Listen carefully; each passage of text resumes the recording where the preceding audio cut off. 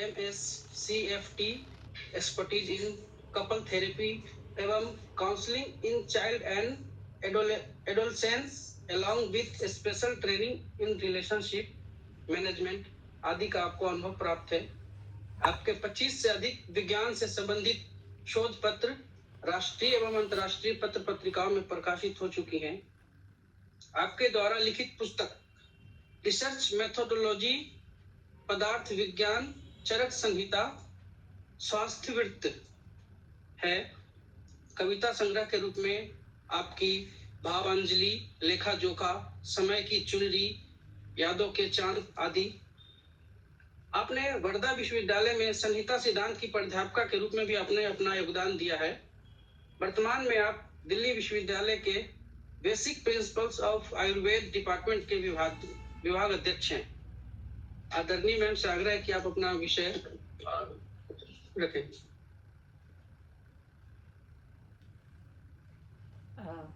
मैं मंच पर उपस्थित सभी विद्वज्जनों का बहुत बहुत पहले आभार व्यक्त करती हूँ। और ये आज इतने सुंदर दिन असल में ये कार्यक्रम हो रहा है, तो बड़ी प्रसन्नता भी हो रही है कि आज का दिन जो है इस संस्था ने मेरे लिए चुना। मैं इसके लिए विशेष रूप से राष्ट्रशक्ति, मातृशक्ति सबका मैं बहुत बहुत आभार यहाँ पर व्यक्त करना चाहूँगी। मैं ज़्यादा समय नहीं लूँगी क्योंकि मैं बातें करने में समय नहीं लगाना चाहती। बहुत ही गहन विषय है और मैंने जानबूझकर इसको जो है एक इंटरेक्टिव की तरह रखा है, क्योंकि मुझे पता है कि मैं जब बोलूँगी तो वो सामान्य जो हमारी अवधारणाएं हैं उनसे थोड़ा थोड़ा अलग होगा, तो उसमें प्रश्न बहुत सारे होंगे। तो एक ऐसा सेशन जो कि सरस्वती माँ के दिवस पर हो रहा हो, तो उस ऐसे सेशन में कोई ऐसा कुछ वक्तव्य नहीं देना चाहूँगी कि जहाँ पर प्रश्न अधूरे रह जाएं। तो मेरा ऐसा प्रभु की को प्रार्थना करते हुए, माँ सरस्वती को प्रार्थना करते हुए और अपने गुरु को प्रार्थना करते हुए मैं सीधे ही वक्तव्य को प्रारंभ करती हूँ। भक्ति भगवंत भक्त गुरु चतुर नाम वपु एक, जिनके पद वंदन किए नाशे विघ्न अनेक। जय माँ सरस्वती, जय माँ शारदी। मेरा जो विषय है आज का वो है आयुर्वेद में महिलाओं के स्वास्थ्य के विषय में क्या कहा गया है। तो सबसे पहले मैं ये बताना चाहती हूँ कि आयुर्वेद जो है वो हमारे जो है एक प्रकार वेदों का एक हिस्सा है, एक पार्ट है। इसे अथर्ववेद का अथवा ऋग्वेद का भी उपवेद माना गया है। तो यहाँ पर क्या है, एक शब्द का प्रयोग हुआ है और उस शब्द का उसमें का नाम है पुरुष। तो सामान्यतः जो इस पूरी जगहों पे जहाँ तक हम समझते हैं तो पुरुष से क्या लिया जाता है, मेल जेंडर को लिया जाता है पुरुष, है ना, और महिला के लिए प्रयोग होता है स्त्री। परंतु वेद कहता है कि पुरुष की ये परिभाषा नहीं है, क्योंकि अगर ऐसी परिभाषा देंगे ना तो हमें ऐसे लगेगा कि वेद सारे के सारे जो क्या थे, वेद जो थे वो सब के सब बड़े बायस्ड हैं। उन्होंने स्त्री के लिए तो कुछ कहा ही नहीं, जो कुछ कहा पुरुष के लिए कह दिया। लेकिन ये संभव नहीं है। हमारी जो संस्कृति है जिसमें देवी को सदैव प्रथम स्थान दिया गया है, वो देवी को भूल कैसे सकती है। तो इसलिए यहाँ पर जो पुरुष शब्द का अर्थ है वो है पुरीशेते इति पुरुषः, अर्थात आत्मा है। वैसे तो पहला है आत्मा। तो आत्मा युक्त जो भी शरीर है मनुष्य का वो पुरुष है, अर्थात स्त्री के लिए भी पुरुष शब्द का प्रयोग किया गया है, यानी कि यह शब्द जेंडर न्यूट्रल रखा गया है वेदों में, आयुर्वेद में। ये पहली बात समझने की है। अब दूसरी बात पे आते हैं। जैसे सामान्यतः महिलाओं के स्वास्थ्य की चर्चा क्यों होती है, क्योंकि महिलाओं के जीवन में बहुत ही महत्वपूर्ण पड़ाव आते हैं। ऐसे तो सारी फिजियोलॉजी लगभग सेम है, परंतु महिलाओं के जीवन में कुछ पड़ाव आते हैं।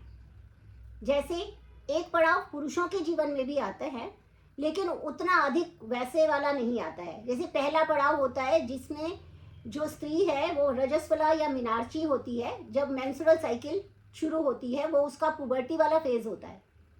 ये फेज उतना ही मेल चाइल्ड के भी लाइफ में आएगा, पुरुषों की लाइफ में भी आता है, और कुछ हार्मोनल चेंजेस वहाँ पर भी होते हैं, लेकिन वहाँ पर हार्मोनल चेंजेस इंटरनल होते हैं, एक्सटर्नल उनकी मूछें आ जाती है, दाढ़ी आ जाती है, आवाज़ भारी हो जाती है, कुछ चीज़ें ऐसी होती हैं। मगर महिलाओं के साथ में क्या होता है कि महिलाओं के साथ में उस समय में प्रति माह रक्त के बाहर निकलने की एक प्रक्रिया प्रारंभ होती है। यहाँ पर हार्मोनल चेंजेस तो निश्चित रूप से हैं, तभी ये प्रक्रिया प्रारंभ हुई है। पर यहाँ क्या यहाँ पर क्या हो जाता है कि उसको बहुत अधिक एक तरीके से यहाँ से शुरू होती है महिला की वो यात्रा जिसमें उसको ये कहा जाता है कि अब तो तुम बड़ी हो गई हो, अब जरा संभल के चलो, है ना। समाज में कैसे रहना है तुमको, ये तुम्हारा मेंस्ट्रुअल साइकिल है, अब इस साइकिल में ये कहीं पे स्पॉट नहीं लगना चाहिए, ध्यान रखना। आप ध्यान रखना कि कहीं पे तुम जो है इस चीज़ को किस तरीके से तुम्हें हैंडल करना है। तुम एक कोएड स्कूल में पढ़ रही हो हर जगह पे, तो उसके ऊपर एक एक्स्ट्रा सोशल प्रेशर यहाँ से पहला कदम होता है जहाँ से उसको डालना शुरू कर दिया जाता है, और यहीं से उसको ये भी बताया जाना शुरू कर दिया जाता है, जो कि मेल को भी कर दिया जाना चाहिए, लेकिन मैं अभी के समाज की बात कर रही हूँ। उन्हें इतना नहीं समझाया जाता जितना महिला को समझाया जाता है कि देखो अब ये आ गया ना, तो इसका मतलब ये हुआ कि अब तुमको अपना बहुत ज़्यादा ध्यान रखना है, क्योंकि ये संकेत है कि आज के बाद तुम जो है कभी भी कंसीव कर सकती हो, आप तुम कभी भी माँ बन सकती हो। तो इस चीज़ को उसके अंदर डाल दिया जाता है। अब आप देखेंगे एक प्रेशर है उसके ऊपर, कौन सा, हार्मोनल जो प्राकृतिक है, और एक प्रेशर है उसके ऊपर कौन सा, सामाजिक, जिसमें उसको समझा दिया गया है कि तुम्हें अब से कैसे रहना है। ठीक है ना। मैं मानती हूँ कि आज की डेट में उतना ज़्यादा नहीं होता, लेकिन तब भी मैंने बहुत स्टूडेंट्स की काउंसलिंग भी करती हूँ, तो पता चलता है बहुत मॉडर्न दिखने वाले लोग, बड़े स्मार्ट दिखने वाले लोग भी जैसे ही लड़की मीनार्ची होती है उसके पास अपने व्यवहार को ठीक करने की बड़ी लंबी चौड़ी लिस्ट उसके सामने रख दी जाती है। तो ये परेशानी उसको है। अभी मैं आपको दूसरे फेज के बारे में बताऊंगी और फिर बताऊंगी कि इन फेजेस में हमें करना क्या है। तो सेकेंड फेज आता है। अब सेकेंड फेज क्या आ गया उसका कि वो वाकई माँ बनने जा रही है। दूसरा फेज एक और है कि उसको शादी करनी है। शादी करने के बाद जिस चीज से उसको मीनार्ची के टाइम से ये कहा गया था दूर रहना कंसीव कर लोगी, ठीक है ना। अब उसको क्या कहा जा रहा है, पास रहना, बच्चा चाहिए, एज सून एज पॉसिबल चाहिए, ठीक है। अब उसको क्या कहा जा रहा है, अब पास रहना, ठीक है। एक तो ये प्रेशर है। दूसरा क्या है, उसका पूरा परिवेश बदल रहा है। मानती हूं कि आजकल चीजें बदल रही हैं, लेकिन मान लिया कि आप किसी के घर नहीं जा रहे हैं, बड़े ही उन्मुक्त विचारों के हैं, लेकिन जब किसी के घर नहीं जा रहे हैं ना, तो अपने घर रह रहे हैं। यानी अपना घर कौन सा है, जिसमें एक पति है और एक तुम हो। और आजकल तो लिव इन रिलेशनशिप है, एक वो है एक तुम हो, ठीक है। अब तुम दो ही लोग हो, दो ही लोगों में जो पुरुष है उसको कोई एडजस्टमेंट नहीं करनी अगर तुम माँ बन गई तो, सिवाय इसके कि वो कल से 4 गिफ्ट और लेके आया करेगा, ये लो और खुश रहो। लेकिन ये गिफ्ट जो हैं उस शारीरिक परिवर्तन को, उस शरीर के साथ होने वाली समस्याओं को कम नहीं करता। हाँ ठीक है, उसके ध्यान रखने से मानसिक संतुष्टि मिलती है, शांति मिलती है, लेकिन फिजिकल लेवल पर, शारीरिक स्तर पर ये वाली चीज़ महिला को ही भोगनी है। ये प्रकृति ने ऐसा बनाया है, बुरा नहीं है, वो भी सिद्ध करूंगी आगे। लेकिन ये दूसरा फेज आ गया जिसमें उसको अब कंसीव करना है। तो यहाँ पर भी आयुर्वेद बड़े अच्छे से हैंडल करने की बात कहता है, बड़ा ही स्पिरिचुअली भी हैंडल करने की बात कहता है, जो आजकल की बच्चियां भूल जाती हैं। यहाँ पर सब लोग वयस्क और सब लोग विद्वज्जन ही बैठे हुए हैं, लेकिन मुझे विश्वास है कि कुछ बच्चियां भी इसमें होंगी जो अपना जीवन इस तरह से अभी प्रारंभ कर रही हैं, और तो उनको मैं कहना चाहूँगी कि किस प्रकार से ये होता है। मैं अपने विषय को अभी और क्लियर करूँगी। पहले अभी मैं सिर्फ आपको एक तरह से भूमिका बना रही हूँ कि कहाँ कहाँ हमको काम करना है। दूसरा तीसरा आ गया, तीसरा फेज क्या हो गया, अब जी वो खत्म हो गया जिसकी वजह से समझदार बने थे, ठीक है ना। अब हमें समझदार रहने की कोई ज़रूरत नहीं है, अब हम दूसरों को बताएंगे, है ना। तो ऐसे एक शेर भी आता है, मुझे बोलने की आदत है तो मैं सुना देती हूँ ताकि आप लोग बोर ना हो जाएं मेरी बातों से। तो उसमें एक बात आता है कि जब कौन सा रास्ता, किस रास्तों से दूर है मंजिल, कौन सा रास्ता आसान है, किन रास्तों से दूर है मंजिल, कौन सा रास्ता आसान है, हम जब थक कर लौट आएंगे औरों को समझाएंगे। तो अब क्या है कि हम खुद उस सारी से झेल चुके, अब बताएंगे ऐसे मत करना, कोई फायदा नहीं है अब। सो अब मेरे को समझदार बनना नहीं है, बनाना है सिर्फ। तो ये मेनोपॉज की स्टेज आ गई, लेकिन यहाँ पर भी इन सारी हंसी खुशी के बीच में कि चलो अब ये वाला झमेला नहीं है, लेकिन बहुत सारी समस्याएं फिर से फिजिकल लेवल पर बहुत सारे चेंजेस आते हैं, और महिलाओं को इन सभी फेजेस में हमें स्वस्थ कैसे रहना है, आयुर्वेद से अच्छा कोई और मैं बिल्कुल दावे के साथ कह सकती हूँ कि आयुर्वेद से अच्छा और कोई भी शास्त्र नहीं है। इसीलिए प्रमुख रूप से मैं अपने इस संबोधन को 3 पार्ट्स में डिवाइड करूँगी। पहला है जातक, यानी महिला की वो स्थिति जब वो जातक है, जब उसे एक बच्चा पैदा करना है। गर्भ संस्कार पर भी कहा गया था बोलने को, तो मैं ज़रूर उस पर बताऊंगी कि कितनी छोटी छोटी बातें हम भूल जाते हैं, ठीक है। अब हमारा पहला स्टेप है जातक, दूसरा स्टेप है पालक। पैदा ही करना, सिर्फ एक महिला ने पैदा कर दिया तो बहुत बड़ी बात नहीं है। पैदा हो गया, 9 महीने ध्यान रखने से पैदा हो गया, मगर पालना 9 महीने की बात नहीं है। पालना तो पूरे हमारी भारतीय संस्कृति में तो तब तक पालना है जब तक दूसरी महिला उसके जीवन में ना आ जाए, और वो ये ना कह ले कि ले लिया चार्ज मैंने आपका, है ना। तब तक उसको पालना है। तो इसलिए वो पालक भी बड़ी इंपॉर्टेंट होती है, और उसमें उसको अपना ध्यान कैसे रखना है और उस बच्चे को कैसे पालना है, ये महत्वपूर्ण बात है। और तीसरी स्टेज आती है जो कि बहुत महत्वपूर्ण है, जिसके ऊपर की सारी मॉडर्न साइंस कोई ध्यान नहीं देती, वो है तारक।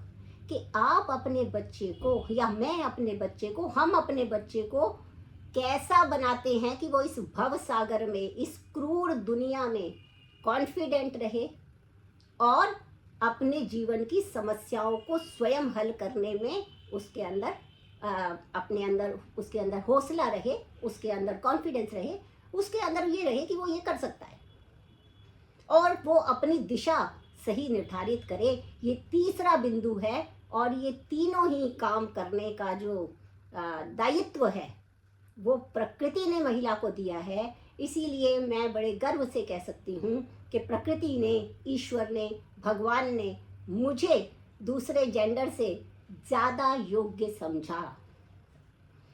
उसने समझा कि मेरी जो ये कृति है वो इन तीनों दायित्वों का, जो जिसे so called male community male gender कहा जाता है, उससे ज़्यादा अच्छा संभाल पाएगी, और इसके लिए उन्होंने वो क्वालिटीज़ भी उसमें दी हैं। आज अगर बच्चियों को समस्या आ रही है, आज अगर महिलाओं को समस्या आ रही है, तो उसका सबसे बड़ा कारण यह है कि जिन गुणों को उसमें दिया गया था, जिसके कारण वो ये तीनों को बड़े अच्छे से कर सकती थी, वो गुण छोड़ के वो बराबरी पे आना चाहती है, जबकि बराबर नहीं हो सकते। दो अलग अलग एंटिटीज़ हैं, 2 अलग अलग प्राणी भगवान ने बनाए हैं, उनको अपने अपने दायित्व दिए हैं, अपने अपनी गुणवत्ता दी है अपने अपने रोल को निभाने के लिए। तो कृपया अपना अपना रोल सब अपने निष्ठा से निभाते रहें, बराबर कोई किसी के नहीं है, सब अपने आप में यूनिक है, सब अपने आप में महत्वपूर्ण है, सब अपने आप में सम्माननीय है। ये बात ध्यान में रखनी चाहिए। ये आज की जो जेनजी है सो कॉल्ड, उसको ये बात समझनी चाहिए कि स्नेह, प्रेम, त्याग, तपस्या, धैर्य, ये मुझे प्रकृति ने गुण के रूप में दिया है। इन्हीं का विकास मैं करूँगी तो जातक, पालक और तारक तीनों बन पाऊंगी और मूर्खतापूर्ण बराबरी की दौड़ में दौड़ूंगी, अपने इन गुणों का त्याग कर दूंगी तो मैं कहीं की नहीं रहूँगी। और वही हो रहा है। तो मतलब अब मेरे से असहमत होने के लिए आप सभी का स्वागत है। मैं ये नहीं कहती कि आप मेरे से सहमत हो जाएं। आपकी सारी असहमतियों को मैं सहर्ष स्वीकार करूँगी, लेकिन जो मैंने अपने अनुभव में पाया है उसी को मैं यहाँ पर आपको बता रही हूँ आयुर्वेद के रास्ते से। चलिए, अब पहला पड़ाव है हमारा जातक। जातक हम कब सिद्ध हो जाते हैं? वही जब हमारी मेंस्ट्रुअल साइकिल स्टार्ट हुई। दैट मीन्स कि सही चल रहा है सिस्टम, है ना। रिप्रोडक्टिव सिस्टम ने अपनी पहली झंडी दिखा दी कि सही है। लेकिन यहाँ पर ये ध्यान में रखना है कि जिस समय में वो रजस्वला होती है, मीनार्ची होती है, तो आयुर्वेद कहता है उस समय थोड़ा ध्यान रखना चाहिए। किन किन चीज़ों का ध्यान रखना चाहिए? देखिए, ब्लड लॉस हो रहा है, तो ब्लड लॉस जब किसी भी जगह से हो रहा हो, चाहे वो फिजियोलॉजिकल हो, चाहे वो शारीरिक क्रियात्मक है, सामान्य है, कोई बीमारी नहीं है, लेकिन ब्लड लॉस हो रहा है ना, ये तो सब मानेंगे ब्लड लॉस हो रहा है। जब ब्लड लॉस होता है ना, तो हमारी बॉडी उस समय वल्नरेबल होती है, vulnerable towards catching the secondary infections, vulnerable होती है सेकेंडरी इन्फेक्शंस के लिए। इसलिए आयुर्वेद साफ साफ कहता है, आपने सुना होगा कि जब रजस्वला होती थी तो 3 दिन के लिए उसको घर से बाहर बिठा देते थे, वो उसको छूते नहीं थे, वो घर के कोई काम नहीं करती थी, वो घर नहीं मतलब अपना रसोई नहीं बनाती थी, कुछ नहीं करती थी, है ना। और उसको क्या कहा गया? कैसा अंधविश्वास है, एक फिजियोलॉजिकल प्रोसेस है, उसको अछूत बना दिया। देखिए क्या होता था कि समस्या यहाँ पे ये है कि इस समय में वो वीक तो फील कर रही है, क्योंकि ब्लड लॉस हो रहा है, तो उसको दुर्बलता है, वीकनेस है। तो पहले क्या होता था कि संयुक्त परिवार हुआ करते थे और बहुत सारा काम उसको करना पड़ता होता था। इस बहाने से अगर वो ऐसा ही करती रहेगी तो वो नहीं कर पाएगी। सबको पता है कि उसको उस समय में रेस्ट क्यों चाहिए, क्योंकि ब्लड लॉस हो रहा है और वो सबको दिख रहा है। और आज भी वो आज भी फीमेल का जो गर्ल्स चाइल्ड है, उन चिल्ड्रन है, उनका HB मेल्स वाले जैसे कम होता है। क्यों होता है? क्योंकि हर महीने लॉस हो रहा है और वो ध्यान नहीं रख रही उसको ठीक करने के लिए, ध्यान नहीं रख रही है ठीक करने के लिए, है ना। ये तो है ना। तो इसीलिए वो उसको अलग रख देते थे। तो वो कोई ऐसी अंधविश्वास वाली बात नहीं थी, दैट वाज केयरिंग। अब पहली चीज़ है कि अब हम थोड़ा सा यानी कि अपनी स्पेस को थोड़ा सा कम कर सकते हैं। इसका मतलब ये नहीं है कि नहीं मैं तो आज की नारी हूँ, कुछ भी होता रहे, मैं कुछ भी कर सकती हूँ। कर सकते हैं, लेकिन जातक होने में समस्याएं भी आज ही आ रही हैं। जातक होने में समस्याएं जितनी आज आ रही हैं, सारा कुछ ठीक होते हुए भी उतनी पहले कभी नहीं आई। इस बात से कोई भी इस बात को अस्वीकार नहीं कर सकता है। मुझे लगता है, मैं बार बार ये कहूँगी कि मुझसे असहमत होने का आप सभी को पूरा अधिकार है। मैं आपको उत्तर दूंगी जहाँ तक मेरा मुझे समझ में आएगा। तो और जहाँ नहीं आएगा मैं वहाँ आपसे सीख भी लूँगी। ऐसी कोई मतलब ओपन एंडेड है, this discussion is always open ended, इसमें कोई ज़बरदस्ती नहीं है। खैर, तो अब इसमें जातक होने के लिए सबसे इम्पॉर्टेंट चीज़ ये है कि वो रजस्वला होने पर अपना ध्यान रखना ज़्यादा शुरू कर दे, क्योंकि ब्लड लॉस हो रहा है। जहाँ तक अशुद्धि की बात है, मॉडर्न साइंस भी मानती है कि इस समय में ब्लड के साथ में हमारी बॉडी से टॉक्सिन्स भी रिलीज होते हैं। इसलिए good reproductive health is a good sign of a female's health. It is an important part of a female life, है ना।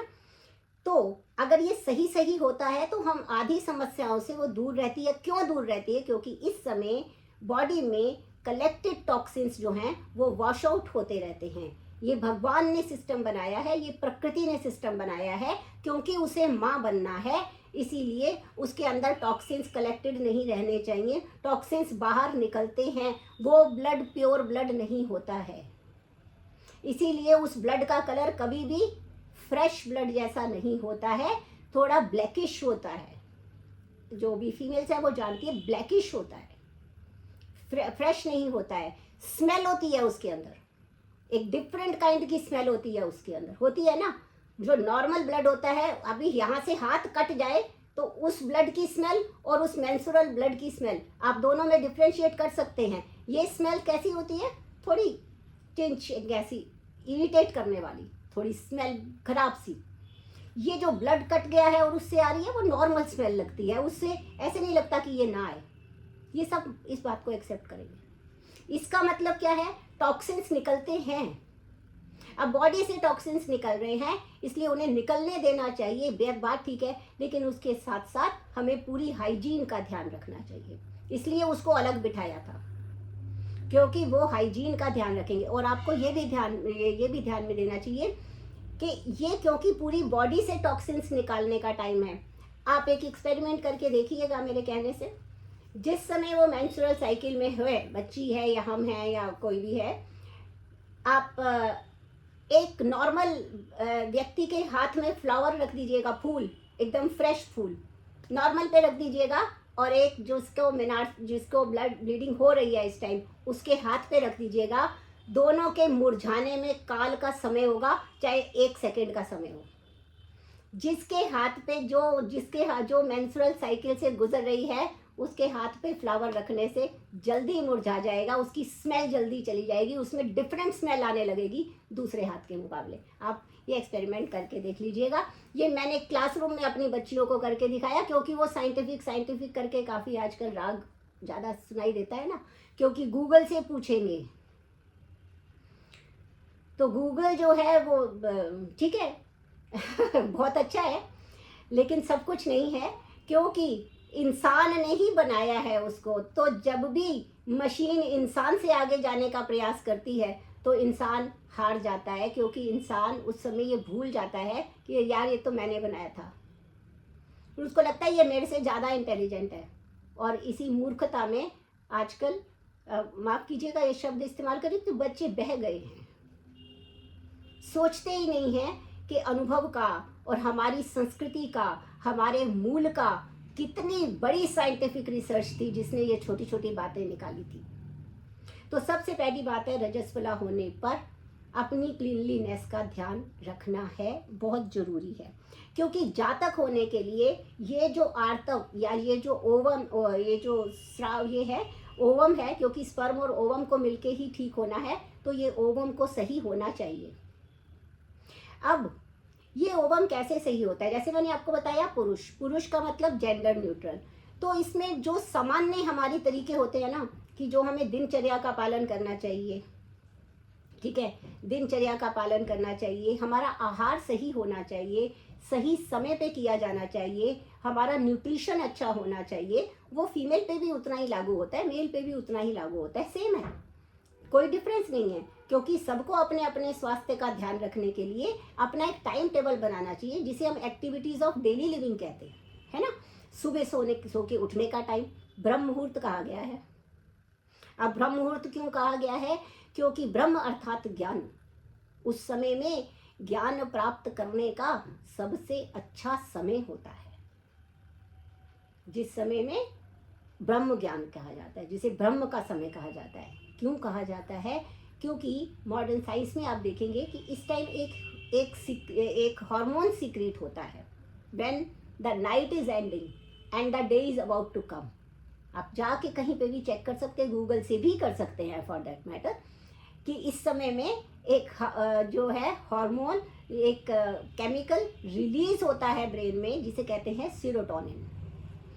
सीरोटोनिन जब रिलीज होता है तो वो किस काम आता है, वो हमें विषाद से भगाने के काम आता है, डिप्रेशन को दूर करने के काम आता है। जो पेशेंट डिप्रेशन का हो जाता है, उस पेशेंट को, डिप्रेशन वाले उस पेशेंट को सीरोटोनिन बाहर से प्रोवाइड कराया जाता है, ठीक है। और अगर हम सुबह उठ जाते हैं तो वो अपने आप हमारी बॉडी में सिक्रीट होता है और इससे हमें नॉर्मली डिप्रेसिव फेजेस नहीं आते हैं। और उस समय आप देखेंगे कि उस समय में आवाजाही नहीं होती है बहुत ज़्यादा। शहरों में तो होते हैं, सारी रात जागते रहते, तब भी जितना ट्रैफिक इस टाइम होगा या कभी भी और होगा, वो टाइम ऐसा होता है जिस समय कुत्ते बिल्ली वगैरह सब, ज़्यादातर लोग ज़्यादा सो ही रहे हैं प्राणी। चिड़िया भी नहीं कुछ कर रही, चिड़िया तो बेचारी रही नहीं, लेकिन कोई कुछ नहीं कर रहा है, साइलेंट है, शांत है। इसलिए उसे ब्रह्म से जुड़ने का एक माध्यम, एक समय कहा गया। और ब्रह्म क्या है? अब ब्रह्म, फिर बच्चे कहेंगे ब्रह्म क्या होता है जी, हमें नहीं जुड़ना इससे, है ना? नहीं जी, ब्रह्म का अर्थ होता है ज्ञान। ज्ञान से जुड़ने का ये समय इसलिए है क्योंकि ये एकांत का समय है। ये वो समय है जिस समय और कोई काम हमारे पास नहीं है और कोई स्ट्रेस हमारे पास नहीं है कि लेट हो जाएंगे पहुंचने में। 5 मिनट अपने आप को दे देंगे तो लेट हो जाएंगे 5 मिनट हम तो। लेकिन वो कब होता है? जब 8 बजे जाना हो और 7:30 बजे आंखें मलते हुए उठे कि आज नहाएं कि ना नहाएं। बिना नहाए जाएंगे तो टाइम पे पहुंचेंगे, नहा के जाएंगे तो देर से पहुंचेंगे, शाम को आके नहा लेंगे, रात को नहा लेंगे, अभी भाग जाते। ऐसा कर रही है जनरेशन। मुझे नहीं पता कि आपके एक्सपीरियंस में ऐसे बच्चे आ रहे हैं कि नहीं। मेरे एक्सपीरियंस में ऐसे लोग आ रहे हैं जो मतलब वयस्क होकर भी ऐसे काम करते हैं, क्योंकि रात को 1 बजे सोते हैं तो 5 बजे कैसे उठेंगे? तो ये दिनचर्या का हिस्सा नहीं है। और दिनचर्या का पालन नहीं करने से हमारी सारी बॉडी साइकिल जो है वो डिस्टर्ब हो जाती है। क्योंकि ये बात ध्यान में रखनी चाहिए, जो प्रकृति में चल रहा है वो मेरे शरीर में चल रहा है। I am the smallest replica of this whole universe. Som, Surya, अनिरस तथा, यानी कि चंद्रमा है, सूर्य है, वायु है, ये जिस प्रकार से है ना, ये जिस प्रकार से ये तीनों प्रकृति में है, वही मेरे अंदर है। वायु के रूप में वात, अग्नि के रूप में सूर्य के रूप में पित्त, और जो है चंद्रमा के रूप में कफ। ये तीनों मेरे पास हैं और जो जो प्रकृति में होता है वो मेरी शरीर के अंदर होता है। उसका उदाहरण अभी आप देख रहे हैं, बाहर वायु में प्रदूषण है। दिल्ली वाले तो इससे बहुत अधिक वाकिफ हैं कि बाहर वायु में प्रदूषण है, तो क्या मेरे अंदर जो वायु चल रही है, जो प्राण वायु है, वो अफेक्टेड नहीं है? वो अफेक्टेड है। मेरे लंग्स में जो वायु चल रही है, क्या वो अफेक्टेड नहीं है? वो भी पोल्यूटेड है। इसीलिए मैं हर दूसरे इंसान को खांसी, जुकाम और अस्थमा, ये सारे प्रॉब्लम्स आ रहे हैं। क्यों आ रहे हैं? जो बाहर है वो अंदर है। इसलिए अगर मैं अंदर से स्वस्थ रहना चाहती हूँ तो मुझे क्या करना पड़ेगा? मुझे बाहर स्वच्छता लाने के लिए वायु प्रदूषण नहीं करना पड़ेगा। तो भारतीय संस्कृति, मेरे वेद, मेरा आयुर्वेद अपने आप पर्यावरण की सुरक्षा के ऊपर जोर देता है ना। जब हम ये मानेंगे कि बाहर जो है वही अंदर है, तो बाहर स्वच्छ होगा तो अंदर स्वच्छ होगा, बाहर गंदगी होगी तो अंदर गंदगी होगी। अंदर की गंदगी टॉक्सिन्स कहलाएंगे, अंदर की गंदगी टॉक्सिन्स मेरे को बीमार कर देंगे, बाहर की गंदगी हमें देख देख के बीमार करेगी, और अंदर की गर्मी हमें, जो गंदगी है वो हमें अंदर से बीमार करेगी। तो हम शारीरिक और मानसिक दोनों रूपों से बीमार से ही होके घूम रहे हैं। बात बात पे झल्लाते हैं, बात बात पे गुस्सा आता है, परेशान होते हैं, एंजाइटी में रहते हैं, टेंशन में रहते हैं। कहाँ से आया ये सब? बाहरी गंदगी से, जो किसने फैलाई? मैंने फैलाई, सब ने फैलाई, मिल के फैलाई। साफ कौन करेगा? मैं करूँगी, सब करेंगे, मिल के करेंगे, तभी कुछ होगा, है कि नहीं? तो यहाँ आते हैं, ये इसमें महिला पुरुष का नहीं है, ये सबके ऊपर लागू हो रहा है। लेकिन महिला स्वास्थ्य के बारे में बताते बताते उन्होंने ये सब बातें कही हैं, पर्यावरण की सुरक्षा भी कही है। आगे चलते हैं। अब ये हो गया कि शुद्ध आर्तव तभी बनेगा जब मेरी बाकी के सारे टिश्यूज सही होंगे, है ना? तभी मेरा रिप्रोडक्टिव सिस्टम ठीक होगा। क्योंकि ये एक प्रक्रिया है, इस शरीर में एक प्रक्रिया है। जैसा आहार हम लेते हैं, हमारी न्यूट्रिशन कैसे बढ़ता है हमारा? हम अच्छा आहार लेंगे, और सिर्फ अच्छा आहार लेना भी से भी कुछ नहीं होगा। सिर्फ अच्छा आहार लेने से कुछ भी नहीं होगा। अच्छे आहार के साथ समय पे लेना है। अच्छे आहार के साथ शांति से लेना है। ऐसा नहीं है कि खा रहे हैं, ये ऐसे गोल गोल बनाया, यहाँ खाते खाते सीढ़ियाँ उतर रहे हैं, गाड़ी चलाते एक गाड़ी चला रहे, एक हाथ से खा रहे, इससे कुछ फायदा नहीं होने वाला है, कुछ फायदा नहीं होने वाला है। क्योंकि ये इतिहास क्या, वर्तमान क्या, भविष्य क्या, सबका ये त्रिकाल सत्य है कि जिसका मैं सम्मान नहीं करूंगी वो मेरा कभी सम्मान नहीं करेगा, पॉसिबल ही नहीं है। तो जब मैं आहार का सम्मान ही नहीं कर रही है ना, आधा अधूरा जैसा है, जल्दी जल्दी जल्दी जल्दी अंदर निगल लेना है, क्योंकि मेरे पास 3 ही मिनट है ब्रेकफास्ट करने के लिए, अगर मुझे करना है तो, नहीं तो फिर जब समय मिलेगा तब करेंगे। भूख अभी लगी हुई हो तो उससे कोई फर्क नहीं पड़ता, टाइम मिलेगा तभी तो खाएंगे। ऐसा हमने कर दिया। अब शरीर क्या कहता है, मुझे टाइम मिलेगा तो मैं हेल्प करूंगी ना, नहीं है मेरे पास टाइम, क्योंकि मैंने उसका सम्मान नहीं किया, तो body is also not going to respect me. बिल्कुल वो मेरे लिए किसी चीज़ के लिए रिस्पॉन्सिबल नहीं है, क्योंकि याद रखिए देह एक ऐसी चीज़ है जो नश्वर होते हुए भी, नश्वर है भाई, बात सही है, नश्वर है, लेकिन आखिरी सांस तक दुनिया का कोई आदमी, कोई प्रेमिका, कोई प्रेमी, कोई शीरी फरहाद, कोई भी लैला मजनू, कोई नहीं रहने वाला है, ध्यान रखिएगा। आखिरी सांस तक एक चीज रहती है, वो है देह। वो देह तब तक नहीं निष्प्राण होती जब तक आखिरी सांस ना चला जाए, तब तक देह नहीं निष्प्राण होती। बाकी सारे निष्प्राण हो सकते हैं, दुनिया का कोई प्रेम निष्प्राण हो सकता है, देह तब तक निष्प्राण नहीं होती जब तक आखिरी सांस है। देह स्ट्रगल करती है, संघर्ष करती है, किसके लिए, मेरे लिए, उस आत्मा को अपने पास रखने के लिए, उस आत्मा को जाने नहीं देना चाहती। नश्वर होते हुए भी देह कितनी प्यारी है, सोचिए, नश्वर होते हुए भी इसका प्रेम कम नहीं है। आत्मा को हर हाल में अपने पास रखना चाहती है, आत्मा ही जो है उसके साथ धोखा दे के बाहर जाता है, देह कभी आत्मा को छोड़ के धोखा नहीं देती है ना। तो ये प्रकृति है, ये क्या कहती है कि एक स्त्री जो होती है वो किसी कीमत पर अपने प्राण को छोड़ेगी नहीं, आखिरी दम तक साथ निभाएगी। ये उसको प्रकृति से वरदान मिला है। इस प्रकृति के भाव को अगर वो रखती है, रिश्ते कभी नहीं टूटेंगे, कभी नहीं टूटेंगे। देह जो है प्रकृति स्त्री रूपा है, उसके साथ चेतन जब आके मिलता है पुरुष रूप में, तब सृष्टि प्रारंभ होती है। लेकिन देह प्राण को कभी नहीं छोड़ती, प्राण देह को छोड़ के जाता है। तो ये वाली जो भावना है, इससे हमें ध्यान में रखना चाहिए कि स्त्री का मूल मंत्र है स्नेह, प्रेम, त्याग, अंतिम श्वास तक साथ निभाना। ये मेरा कर्तव्य है, प्रकृति ने किया है, दिया है, ये मुझे करना है, तब मेरा आर्तव शुद्ध होगा। जब मेरा आर्तव या ये ओवम शुद्ध होगा, तब मैं अच्छी जातक बन पाऊंगी, है ना। अब दूसरी बात, अब जातक होने के लिए हमारे यहाँ पर आयुर्वेद में अतुल्य गोत्रीय ऐसे करके एक अध्याय बताया है शारीर स्थान का। अतुल्य गोत्रीय, इसका मतलब है पहले से जेनेटिक काउंसलिंग होती थी। ये आज पैदा नहीं हुआ कंसेप्ट कि शादी से पहले काउंसलिंग करा लो। मैरिज काउंसलिंग होती है ना, कपल काउंसलिंग बिफोर मैरिज, उसको क्या माना जाता है, बड़ा नया कंसेप्ट है, अंग्रेजों ने दिया है, बिल्कुल नहीं दिया अंग्रेजों ने, हमने दिया है, हमने अंग्रेजों को दिया है।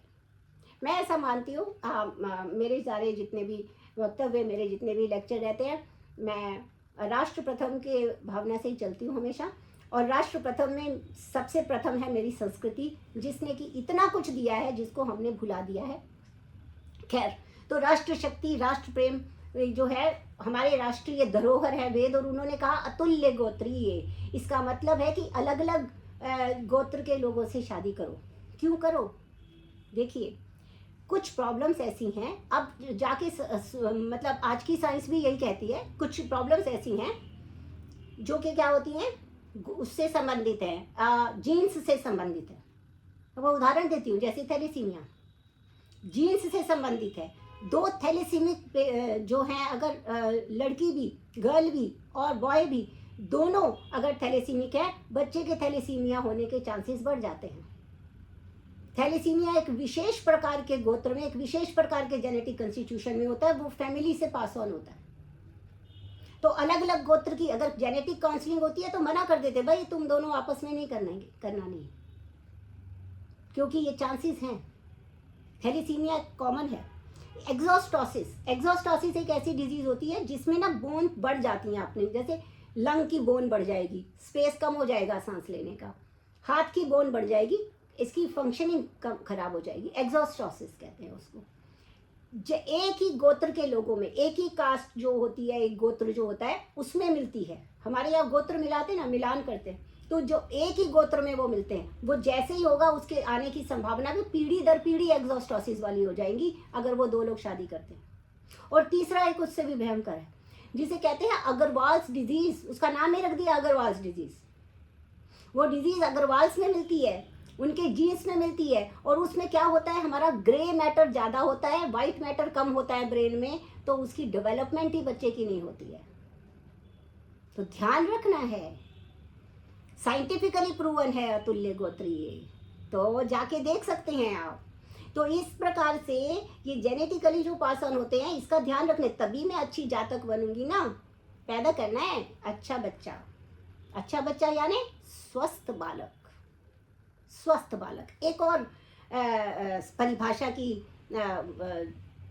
चीज़ को थोड़ा करेक्ट करना चाहूँगी मैं, वो ये है कि हमारी परिभाषा पुत्र, सामान्यतः पुत्र क्यों क्या है, सन है ना, पुत्र मतलब सन, और पुत्री मतलब डॉटर, राइट।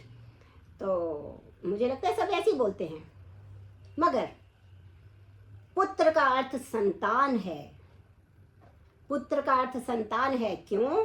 क्योंकि माता और पिता दोनों को मिला के एक शब्द बना है संस्कृत में, जिसे कहा है पितरौ।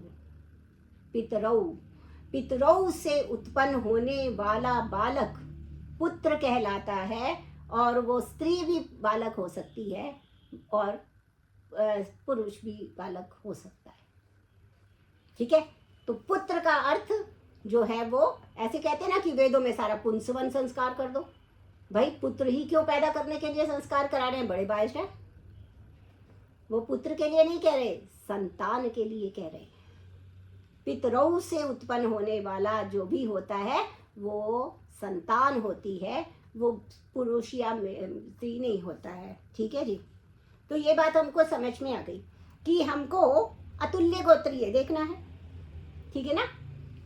अब हमको और किन चीज़ों का ध्यान रखना है, जैसे जातक सही हो। मैं एक ही पार्ट में हूँ, जातक पे हूँ, मैं ख़त्म कर दूंगी 1.5 घंटे में, ऐसा चिंता नहीं करें।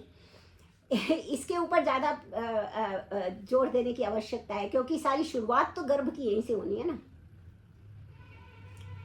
अब और कौन सी चीज़ है जिसमें हमें ध्यान रखना है? पहली चीज़ हमारे पास होते हैं योनि दोष, यानी कि वजाइना। वजाइनल हेल्थ को सही रखना बहुत ज़रूरी है। बहुत सारी बच्चियां होंगी, उनमें वाइट डिस्चार्ज की प्रॉब्लम होती है। कभी वो स्मेली होता है, कभी वो बिना स्मेल के होता है, पर there are certain discharges are there in the vagina, जो ये शो करता है कि वजाइना में कोई ना कोई इन्फेक्शंस जो हैं वो बार बार हो रहे हैं, ठीक है, कोई ना कोई इन्फेक्शंस हो रहे हैं। तो इसलिए हमेशा वजाइना की क्लीनलीनेस का ध्यान रखना है। During menstrual cycle, without menstrual cycle, after every urination she should wash the vagina as a rule. इसको एक हैबिट, एक प्रैक्टिस बनाना है। वॉश द वजाइना, योनि क्लियर होनी चाहिए, वजाइना एकदम फ्री ऑफ इन्फेक्शन होना चाहिए। That is very very important, इसको ध्यान में रखना है। दूसरी बात, मानसिक दोष। जातक में मानसिक दोष क्या है? मानसिक दोष ये है कि उसको लगता है कि माँ बनने के बाद पहली बात तो ये फिगर खराब हो जाएगी, सबसे इंपॉर्टेंट है, ठीक है। दूसरी बात, अब वो आ गया तो उसको मैं पालूंगी कैसे? अब उसे पालेगा कौन? सास के साथ रहना नहीं है, माता जी अवेलेबल नहीं है ना? अब क्या करें? समस्या आ गई ना। पालेगा कौन? और फिर वो रात को जागेगा तो उसके साथ जागेगा कौन? ये तो पतिदेव जागेंगे क्या? पहले उससे पक्का करके देखो, अगर मैंने पैदा कर दिया तो जागोगे तुम। वो कहेगा मैं क्यों हर बार जागूंगा, जागोगी तुम। वो कहेगी मैं नहीं जागूंगी, तुम जागोगे। अब दोनों झगड़ रहे हैं। अब ऐसी टेंशन में कहां से कंसीव करेगी भाई? उसे तो यही नहीं समझ आ रहा इसको पालेगा कौन। मेड के पास रखूं, पता नहीं क्या खिला दे। क्रैच में डालूं, इतने पैसे तो इसके स्कूल जाने से पहले ही खर्च दूंगी। हे भगवान, कैसे पैदा होगा? पैदा हो गया तो होगा क्या इसका बच्चे का? ये जो मानसिक परेशानी है, जो कि इतनी बड़ी बना दी गई है कि भाई एक बच्चा पैदा करना जैसे कि बहुत बड़ा कोई ऐसा विशाल कार्य है जो आज तक कभी किसी महिला ने किया नहीं था। ऐसा नहीं है। मानसिक रूप से तैयार होना पड़ेगा कि मुझे माँ बनना है, मुझे माँ बनना है। तो माँ बनने के लिए मुझे अपने अंदर किन चीज़ों को लाना है? वही जो मैंने पहले कहा, प्रेम। और कैसा प्रेम? और प्रेम वैसे निस्वार्थी होता है। जो स्वार्थ वाला होता है उसको प्रेम कहना गलत है। स्वार्थ वाले को व्यापार कह सकते हैं, प्रेम नहीं कह सकते हैं। तो जो प्रेम होता है वो प्रेम आवश्यक है, फिर धैर्य आवश्यक है, फिर मैं उत्तरदायित्व लेने के लिए अपने आप को तैयार करती हूँ, ठीक है ना? क्योंकि मैं इसको बोझ नहीं समझती कि ये सारी समस्या मेरे ही लिए क्यों है। मैं क्यों 9 महीने झेलूं बच्चा के लिए? ये तो घूम रहा है आराम से, मैं क्यों झेलूं?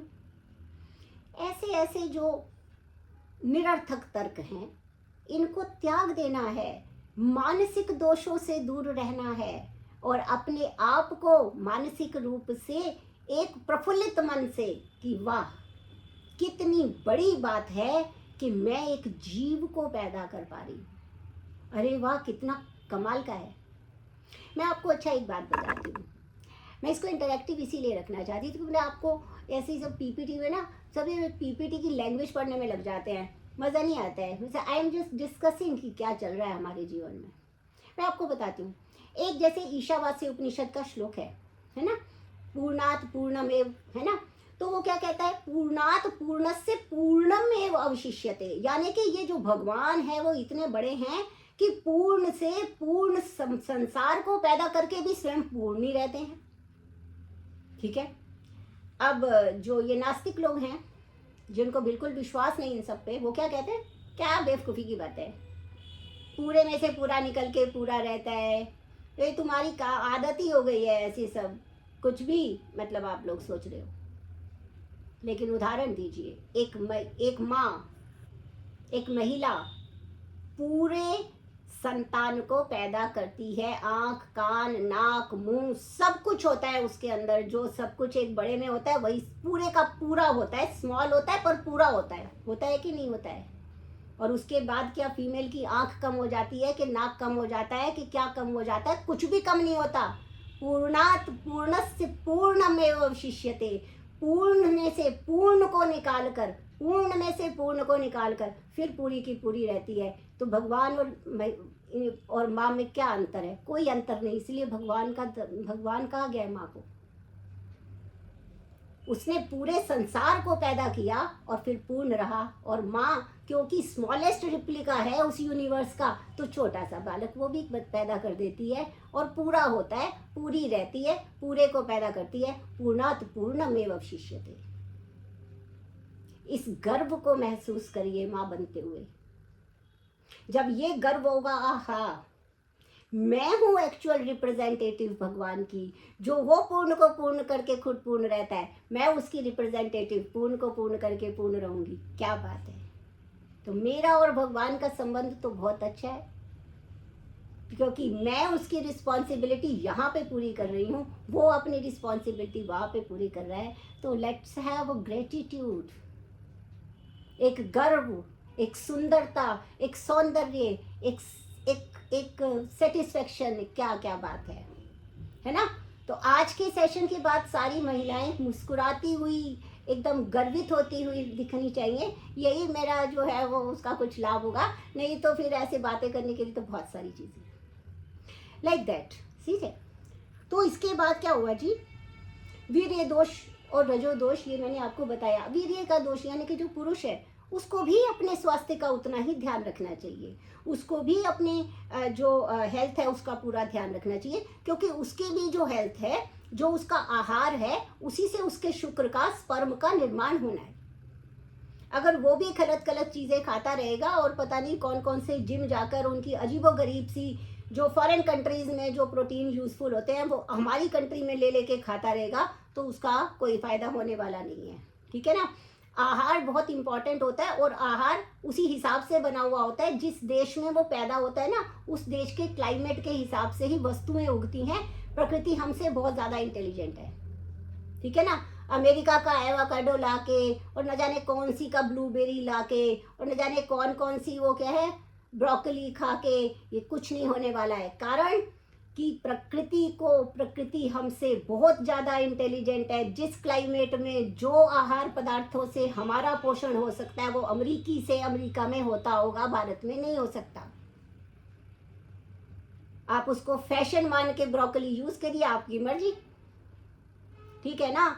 हम ये सारा कुछ जैसे एशियन पेंट लगा के बैठे, हमारी मर्जी, लेकिन ये एशियन पेंट अभी मुंह धो के आएंगे, उतर जाना है, खत्म। एक्चुअल सुंदरता क्या है? स्वास्थ्य की सुंदरता।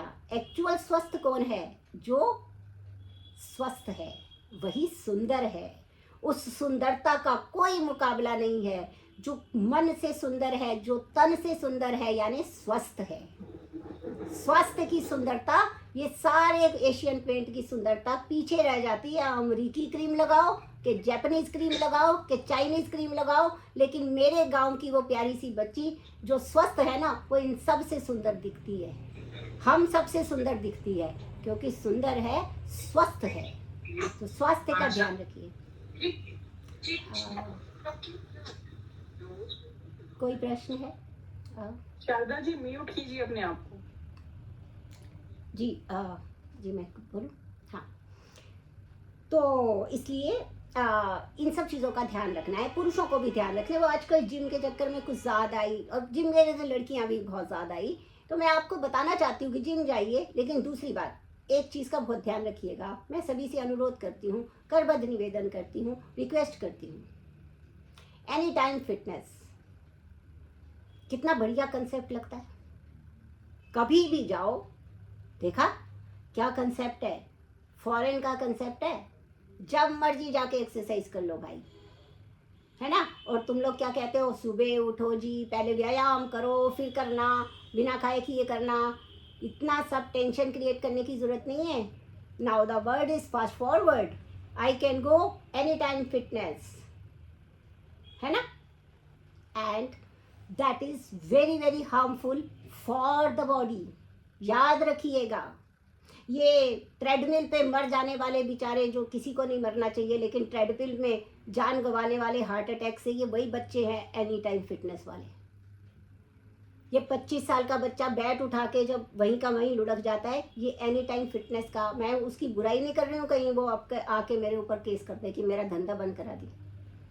बात वो है ही नहीं। बात ये है कि शरीर को ये एनी टाइम फिटनेस की ज़रूरत नहीं है। जैसे ही हम खाना खाते हैं वैसे ही अगर हम एक्सरसाइज करते हैं तो हमारा खाना ठीक से डाइजेस्ट नहीं होता। डाइजेस्ट नहीं होता तो टॉक्सिन रिलीज होते हैं, टॉक्सिन रिलीज होते हैं तो डिपॉजिट होते हैं, डिपॉजिट होते हैं तो रोग करते हैं। इसलिए नॉट एनी टाइम फिटनेस। हर चीज़ का एक समय होता है जिसे दिनचर्या कहते हैं। हर चीज़ का समय निश्चित है, खाने का समय निश्चित है। चपड़ चपड़ बातें कर रहे हैं और साथ में खाना खा रहे हैं, खाना डाइजेस्ट नहीं होगा। आपने अभी भी आज के कंसेप्ट में सुना होगा, क्या सुना होगा, माइंडफुल ईटिंग। बड़ा मैं ऐसे ऐसे वर्ड यूज़ कर रही हूँ जो हमारे बच्चों को बड़े पसंद है। क्योंकि वो दूसरे अंग्रेजों ने बताए हैं हमें अभी अभी। लेकिन हमें पता था। हमारे यहाँ पे क्या कहते थे, भोजन जब करना हो एकांत में करिए, अजल्पन बातें करते हुए मत करिए, अहसन हंसते हुए मत करिए, ना अति विलंबित वो इतने धीरे धीरे मत करिए कि टीवी देखते देखते एक कोर यहाँ रह गया, वहाँ पे टीवी का चल रहा है, फिर उसके बाद याद आया डाल लिया, फिर उसके बाद वो पड़ा रहा, फिर दूसरा सीन आ गया, फिर तीसरा सीन आ गया, फिर पांचवी रील शुरू हो गई, पता चला खाना 1.5 घंटे में ख़त्म हुआ। बॉडी को नहीं पता कि उसने क्या खाया, मुझे भी नहीं पता कि मैंने क्या और कितना खाया। इसका कोई इफेक्ट नहीं आने वाला। और अति द्रुतम फटाफट फटाफट डाला डाला डाला, 3 मिनट खाने को भाग गए, ना बॉडी को पता चला क्या गया, ना मुझे पता चला मैंने क्या खाया, ना उसको पता चला कि उसको इफेक्ट क्या करना है, कुछ नहीं हुआ, डाइजेस्ट नहीं हुआ। ना अति विलंबितम ना अति द्रुतम, शांति से बैठ के खाइए। और क्या करिए, भोजन से पहले प्रार्थना कीजिए। बोलते हैं क्या कहते हैं, अरे यार तुम भी ना, फालतू बातें, फालतू बात नहीं है, जाके गूगल करिएगा। जहाँ मैं तो गूगल का नाम इसलिए ले रही हूँ, ये सबसे बड़ा अच्छी जगह है ना जहाँ से सब ज्ञान प्राप्त होता है, क्योंकि वहाँ अंग्रेजों ने डाला है ज्ञान, भारतीय ने नहीं डाला है ना। अब बताती हूँ मैं आपको क्या कहते हैं वो, खाने से पहले please have 3 deep breaths, take 3 deep breaths before eating. Why? क्योंकि शरीर को बताना है अब आप खाना खाएं, ताकि वो उसे डाइजेस्ट करने के लिए तैयार हो, ना कि उसके दिमाग में ये चल रहा हो कि 2 मिनट के बाद मेरी मेट्रो छूट जानी है, तीसरे दिन मैं लेट पहुंची तो एब्सेंट लग जानी है, आधी छुट्टी कट जानी है फालतू के खाने के टाइम को वेस्ट करने में। तो खा लो फटाफट, ठीक है ना। तो ये नहीं चलता है। डीप ब्रेथ क्या है, मेन बात क्या है, be grateful. Every time be grateful. Gratitude is a virtue which is very important. पहला ग्रेटफुल होने का कारण मेरे पास खाना है, कितनी बड़ी बात है। दूसरा, मुझे किसी ने बना के दिया है, वाओ, किसी के पास कोई है ही नहीं बनाने के लिए, या मैंने खुद भी बनाया। अगर मैंने खुद बनाया, ओ माय गॉड, कितना ग्रेटफुल होना चाहिए कि मेरे सारे हाथ पैर सब कुछ सलामत है, भगवान ने मुझे इतनी शक्ति दी, जाके अपनी मर्जी का बना के खा लूं। वाह वाह, क्या बात है। सबसे पहले तो ग्रेटफुल है ना, कितनी बढ़िया बात है कि मैं खा सकती हूँ, और कितनी बढ़िया बात है कि मेरे पास खाने का टाइम भी है। बहुत अच्छा है। ग्रेटिट्यूड से स्टार्ट करते हैं ना, तो किसका धन्यवाद कर रहे हैं हमने कहा भगवान तुम्हारा धन्यवाद है कि मैं इसको खा पा रही हूँ। मत बोलिए भगवान नास्तिक हो तो, मत बोलिए भगवान, यही सोच लीजिए चलो अच्छा हुआ यूनिवर्स का जिसने मुझे खाना दिया, खाने के लिए टाइम दिया, बहुत बढ़िया बात है, अब मैं खाना खाता हूँ। जब बिना बात किए, बिना हंसे, बिना किसी और ध्यान किए करते ना, उतना ही खाते हैं जितनी ज़रूरत होती है, और फिर उससे बाद हमें और ज़्यादा की ज़रूरत नहीं पड़ती। तो इसलिए कह रही हूँ, आहार विहार के दोषों को हटा दीजिए। जातक बनना बहुत मुश्किल है जी, इसीलिए सबसे ज़्यादा टाइम लगा रही हूँ, बाकी 2 आधे घंटे में निपटा दूंगी। पूरा 1.5 घंटा है, मुझे पता है, उससे ज़्यादा आपका टाइम नहीं लूँगी मैं, पर बताऊँगी सब कुछ क्योंकि it is a very beautiful concept.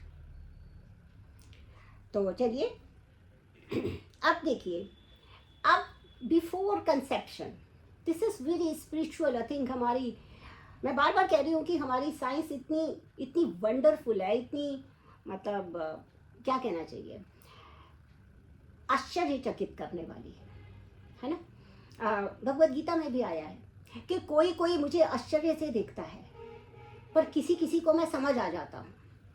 Bhagavad Gita अगर आपने पढ़ी हो, नहीं पढ़ी तो पढ़िएगा जरूर। कोई कोई मुझे आश्चर्यवत देखता है और किसी किसी को मैं समझ आ जाता हूँ। इसका मतलब क्या है? इसका मतलब ये है कि कुछ ऐसी चीजें होती हैं जिनका प्रभाव हमें पता ही नहीं कि कितना हो रहा है। हम जानते नहीं हैं, इसलिए हम मानते नहीं हैं। हम मानते उसको हैं जिसे हम जानते हैं, और हम जानते उसको हैं जिसे जानने की कोशिश करते हैं, है ना। जानने की कोशिश ही नहीं की तो फिर कैसे जानेंगे? तो पहले प्रयास करना है। तो मैं बताती हूँ आपको, बिफोर कंसेप्शन सबसे पहली बात यह है कि बॉय एंड गर्ल या दो लोग जिनको भी गर्भ स्थापना करवानी है करनी है, उन सबको पहले शोधन करना चाहिए। अपनी बॉडी उनकी एकदम क्लीन होनी चाहिए। जैसे आयुर्वेद में तो कहा गया है कि उसका एक थेरेपी होती है, पंचकर्म थेरेपी, उसको लेने के बाद फिर वो शुद्ध हो जाती है, बॉडी में से सारे जो टॉक्सिन्स है वो बाहर जा चुके हैं, क्लीन हो जाती है। उसके बाद जो मुलेठी आदि कुछ मधुर द्रव्य होते हैं उनसे उनको घी में मिला के और उसको पूरा बना के और उस तरीके से मेल को और तेल और उड़द की दाल को स्त्री को सेवन करना चाहिए, जिससे कि वो गर्भ के लिए तैयार हो जाते हैं। और जिस समय उनको इंटरसेक्सुअल एक्टिविटी करनी है क्योंकि होता है ना, हम पहले से सोचते हैं कि हाँ अब हम प्लान करते हैं, कहते हैं ना हमने अभी प्लान नहीं किया, अब हम प्लान करते हैं। तो पहली बात हाँ ये भी बतानी ज़रूरी है कि प्लान कब करते हैं। प्लान करने का जैसे आपने मॉडर्न भी आप जाते होंगे ना गायनिकोलॉजिस्ट के पास, तो वो बताती है कि जब मेंस्ट्रुअल साइकिल ख़त्म होती है उसके बाद और जो मेंस्ट्रुअल साइकिल शुरू होने से 5 दिन पहले के जो बीच के 14 दिन हैं इसमें कंसीव करिए, ऐसा बताती है वो। काउंसलिंग करते समय सबको पता है, ऐसा कराती है, फीमेल्स को पता है। इसीलिए इसको ऋतुकाल कहा गया है। ऋतुकाल का मतलब होता है, क्योंकि 4 चीज़ें होती है ना फसल को उगने के लिए। क्या क्या चीज़ें होती हैं? ऋतु यानी कि मौसम सही होना चाहिए, क्षेत्र यानी जमीन ठीक होनी चाहिए, है ना, और अंबु यानी कि पानी सही सही उसमें होना चाहिए, ठीक है ना, और बीज यानी जिससे उगनी है फसल। बिल्कुल यही 4 चीज़ें गर्भ के लिए चाहिए। बीज क्या है हमारा? वही आर्तव, ओवम और स्पर्म, ये अच्छा होना चाहिए, ठीक है। क्षेत्र क्या है हमारा? यूटरस, यूटरस एकदम सही होना चाहिए, ठीक है ना। अंबु यानी न्यूट्रिशन एकदम ठीक होना चाहिए, और ऋतु यानी सही समय पे इंटरसेक्सुअल एक्टिविटी होनी चाहिए, तब जाकर एक गर्भ जो है वो अच्छा बनेगा, है ना। तो इन चारों चीज़ों का ध्यान रखने के लिए मैंने आपको बताया। पर जिस दिन आपको इंटरकोर्स करना है फॉर द पर्पस कि अब बच्चा चाहिए, प्लान कर रहे हैं ना, तो देखिए मैं 2 मंत्र बताती हूँ। हमारे पुराणों में आए मंत्र हैं और हमारी चरक संहिता में आया हुआ मंत्र है ना। चरक सूत्र विमान स्थान का जो है 8वां शरीर स्थान का 8वां अध्याय है, 7वां और 8वां नंबर का मंत्र है, श्लोक है। अहिरसी आयुरसी सर्वतः प्रतिष्ठासी, धाता त्वा दधातु विधाता त्वा दधातु ब्रह्मवर्चसा भव। अर्थात गर्भ जो अंदर आने वाला है, फिटस, तुम सूर्य के समान हो, तुम्हारी आयु हो, तुम सब प्रकार से सम्मानित हो। सम्मानित मैंने बोला ना, पहले मेंटली प्रिपेयर करें कि आओ सम्मान है तुम्हारा, ये नहीं कि पैदा करके मैं किसके पास फेंकूंगी, पहले ये सोचूं। सम्मानित हो तुम, ठीक है। और धाता तुम्हें धारण करे, यानी कि वो जो भगवान है, ये जो सारी पृथ्वी, ये यूनिवर्स आपको धारण करे, आपका सम्मान करे। विधाता तुम्हें धारण करे, वो भगवान जिसको भी हम मानते हैं वो तुम्हें धारण करे। तुम ब्रह्म वर्चस्व से युक्त हो, अर्थात तुम तेज युक्त हो। ऐसा मंत्र पढ़ के इंटरकोर्स करते हैं। और दूसरा मंत्र क्या बोलते हैं? ब्रह्मा बृहस्पति विष्णु सोमः सूर्यस्तथा अश्विनौ भोगोथ मित्रावरणौ वीरम ददतु मे सुतम। वीरम ददतु मे सुतम यानी कि हे ब्रह्मा, हे बृहस्पति, हे विष्णु, हे सूर्य, हे चंद्रमा, हे अश्विनों, जो देवताओं के वैद्य हैं, वो सब मेरे पुत्र को, मित्र वरुण, ये सब मेरे पुत्र को, मेरे होने वाली संतान को अपना आशीर्वाद प्रदान करें और वो वीर पुत्र की प्राप्ति हो। ऐसा मंत्र बोलने के बाद में इंटरकोर्स एक्टिविटी करी जाती है। आप देखेंगे कि क्या परिवर्तन होता है, बालक में क्या परिवर्तन होता है, स्वयं में क्या परिवर्तन होता है, और किस प्रकार से ये सब देवता गण सहायता करते हैं। तो मतलब मैंने अभी ये संक्षेप में बताया है, जहाँ तक है ना से बहुत विस्तृत है, इतना ही बता दूंगी बहुत हो जाएगा, क्योंकि गर्भिणी की परिचर्या भी हर महीने बताई गई है कि हर महीने उसको पहले 3 महीने एकदम लाइट और न्यूट्रिशियस डाइट लेनी चाहिए। शॉर्ट में बता रही हूँ, मिडल वाले जो 3 मंथ्स होते हैं उसमें उसको नॉर्मल डाइट लेनी चाहिए, और लास्ट वाले में उसको ज़्यादातर स्नेह युक्त यानी कि घी वाली डाइट लेनी चाहिए, ताकि जो एरिया है जो है अपनी बॉडी जो है वो इतनी स्निग्ध हो जाए कि जो उसको लॉस होना है at the time of birth वो सारा पहले से रिप्लेनिश हो, तो बच्चा नॉर्मल होता है और अच्छे से हो जाता है। इसकी इतने डिटेल में जाऊंगी तो बहुत ज़्यादा हो जाएगा, क्योंकि अभी 2 चीज़ें और कवर करनी है। उसका नाम है पालक और तारक, है ना। या जातक में मैंने काफ़ी बता दिया आपको, पालक पे चलते हैं जो मैंने पहले बताया। अब पालक होने के लिए पालक होने के लिए सबसे पहली चीज़ है वो क्या है, स्नेह है। पालने के लिए स्नेह की तो ज़रूरत है ना। मैं किसी को पाल रही हूँ, आप ये देखिए, पेट्स को पालते हैं, पेड़ पौधों को पालते हैं, क्या करते हैं, हमें बड़े अच्छे लगते हैं वो पाल, ऐसे कि वो पेड़ पाल, जो पौधा ऊपर हो गया, बड़ा हो गया, ऐसा हो गया, वैसा हो गया, खुश हो जाते हैं। इसी खुशी को कि ये बच्चा आज पैदा हुआ है, अब ये स्माइल करेगा, अब ये किस दिन स्माइल करेगा, ये किस दिन मेरे को मम्मी बोलेगा, क्या बोलेगा, है ना, वो सब। तो स्नेह सबसे पहली बात है। दूसरी बात फिर से आहार विहार पे आती है। अब मदर को क्या आहार विहार लेना चाहिए, देखिए आहार जो होता है हमारा सात्विक, राजसिक, तामसिक 3 प्रकार का हो सकता है, ठीक है जी। सात्विक, राजसिक, तामसिक 3 प्रकार का आहार हो सकता है। कौन सा सात्विक आहार कौन सा होता है, एकदम सौम्य, मतलब ज़्यादा मिर्च मसाले नहीं होते हैं उसमें, है ना, थोड़ा सा स्निग्ध होता है वो, और थोड़ा सा अच्छा होता है, यानी कि मधुर होता है ना, थोड़ा माइल्ड होता है, यानी कि बहुत ज़्यादा मीठा नहीं, बहुत ज़्यादा नमक नहीं, बहुत ज़्यादा मसाले नहीं, एकदम सिंपल फूड जो होता है वो सात्विक भोजन होता है। और पालक बनने के लिए सात्विक भोजन खाने की आवश्यकता है।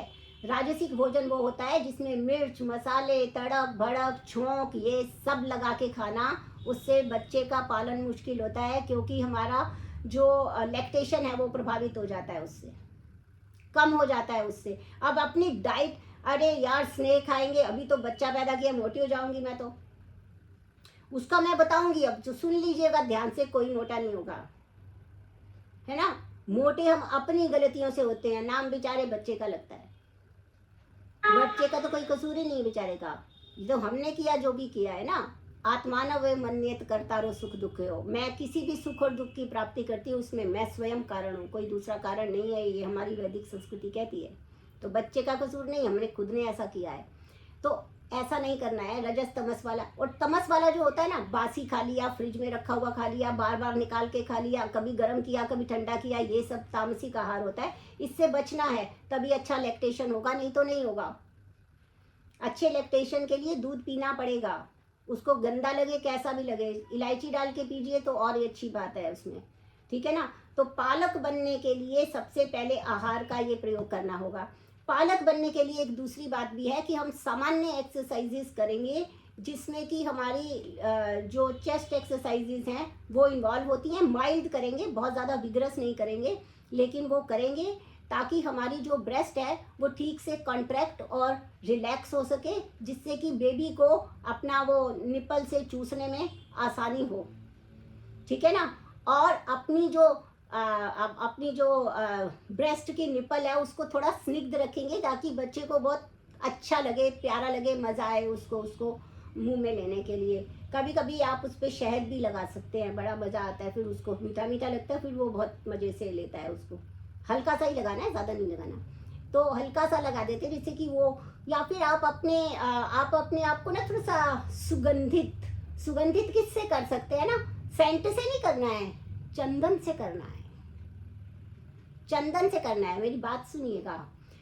चंदन लगा दीजिए ब्रेस्ट के ऊपर, पतला पतला, जो उसकी जो सुगंध आती है, बच्चा उससे अट्रैक्ट होता है तो चूसता है बड़े मजे से, फिर कहते हैं ये तो मेरा दूध ही नहीं पीता।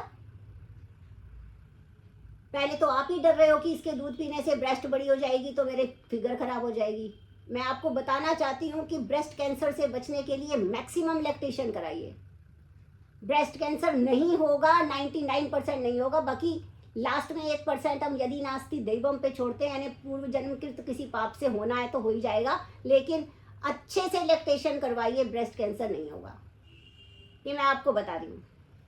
करवाइए लैक्टेशन, अच्छे से करवाइए, सुगंधी लगा लगा के, सुगंधित करते ना, बहुत आपको खुद को मजा आ जाएगा कि अरे वाह वाह कितनी सुगंध तो मेरे से ही आ रही है। बच्चा अट्रैक्ट होता है भाई सुगंध से।